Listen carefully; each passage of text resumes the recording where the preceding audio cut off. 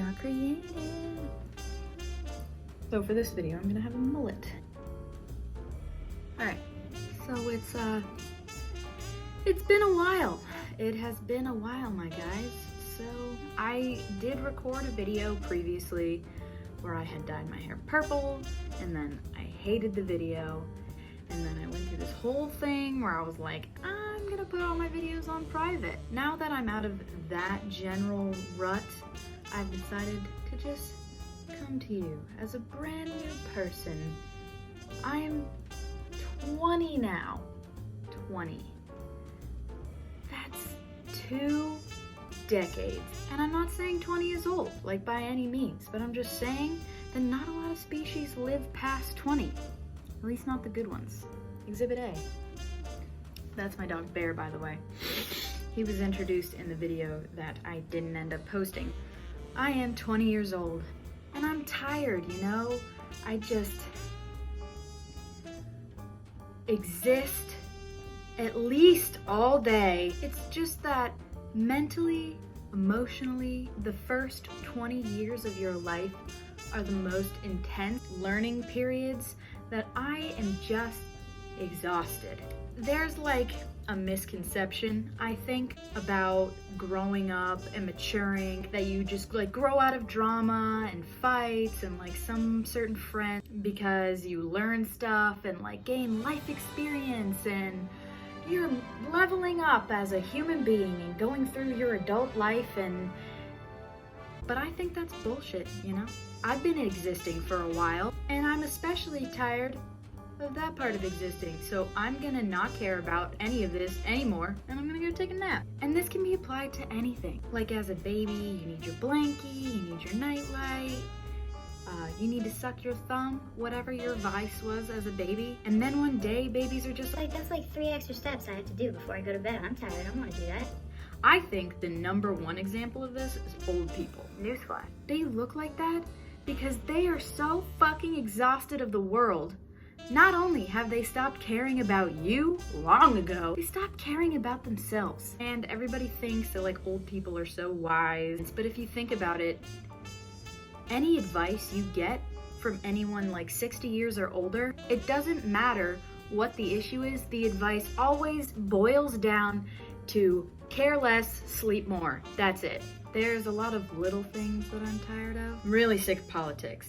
I think politicians need to take a nap. They're old as shit. They reach the age where they're like, I don't need to learn anything anymore about anything else, and I'm just gonna keep my outdated opinions and there's nothing you can do about it. Really tired of social media. As an extension of that, women not owning their attractiveness. You know when you compliment a girl who knows she's hot, because someone will be like, I don't know. Damn, baby, you fine as hell. And at first she'll act all coy. She'll be like, No, stop it. but on the inside, they're all like, No shit. and then there's always that awkward back and forth between these two people. Damn, baby, what you doing out here with all that ass? It's not even like that much ass. Girl, that's hella ass. No, it's not that much. Girl, you know you got that fucking wagon.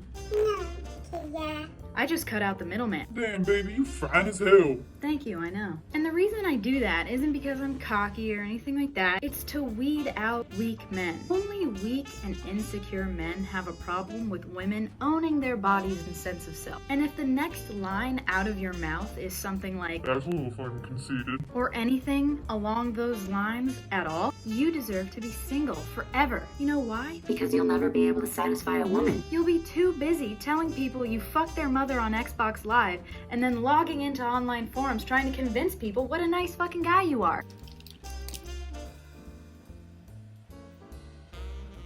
But I know I'm attractive, and you can think I'm not hot or beautiful or whatever. That's fine. You can think you're right. Hitler also thought he was right. So there's that. And it's funny because I can like feel the eyes through the screen of men who are like, Kinda fucking conceited. but you know what? And listen, the point of that, rounding this all back to my original point, I'm tired. One of the things I'm tired of is insecurities. First of all, I can't afford to change anything about myself. And second of all, that's it.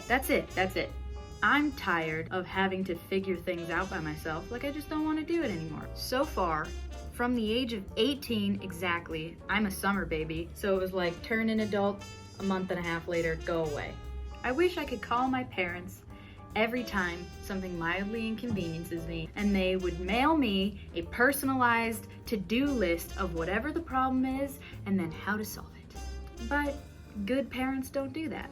But my dad watches these, which I think is pretty cool, and I still wish my dad held my hand through everything. That would be fucking exhausting. Not for us, for them. Like, I think a group of parent elders got together and realized, wow, I have been cleaning up this kid's shit literally and metaphorically for 18 years. I'm fucking exhausted. so they came up with the construct of higher education as an excuse to kick us out. They might be tired of parenting, but we're certainly not ready to live on our own. All you're ready for at the age of 18 when you're forced to live alone? Consume as much fucking Netflix as you possibly can, because you have no friends. You have no friends. You moved to a new location, and now there's nobody and no one, and you're by yourself, and you just broke up with your high school boyfriend, and you're sad, so you're watching Netflix, and you're becoming emotionally connected to these characters, and that you've actually lost the freshman 15 due to extreme anxiety and early onset depression. But that's just the American college experience. I forgot what I was talking about before. Oh yeah, and part of this whole moving out period is deciding at 18 years old what you're gonna do for the rest of your life. Could you imagine if whatever you picked career-wise was actually what you had to do for the rest of your life? What if we lived in some Anthem-esque society where you presented to the group of elders what you're gonna do for the rest of your life at 18, and they're like, all right, that's it. And then like 18-year-old you is just like, I wanna be a race car driver, which sounds super cool and fun, but then you get in a crash when you're like 35 and you're laying on the asphalt of the track just like, God damn my 18-year-old self not being able to pick a more sensible career path. obviously that's an exaggeration. I remember when I was 16, I wanted to be an orthopedic surgeon, which, looking back, I'm pretty sure I just was sitting there Googling like, Impressing sounding doctor jobs. Search. there was no passion, but I thought I had it all figured out. Getting back to parents. My parents are like in their 50s. I can't imagine how tired they must be. I can recall times in my childhood when my dad was actively tired of parenting. There was this one time I vividly remember my dad walking into the kitchen and he was making himself a bowl of cereal or whatever, and my sister and I are sitting up on the counter on the stools. And I'm flicking my sister's ear. I was 6 years old, and every 6-year-old is a little piece of shit. So she's sitting there doing whatever, being 9 years old, and I'm sitting right next to her being 6 years old. And my sister, without getting angry or looking at me, she just goes, If you keep flicking me, I'm gonna hit you. and 6-year-old me was like, Bullshit, Dad's right there, and I'm his little girl, so. and she took her hand that was furthest from me and smacked me right in the face. And I look up at my dad for any kind of recompense, and he just shrugs with a mouthful of cereal and goes, She warned you. anyways, long story short, I'm tired and I need a nap. So I'm gonna go do that.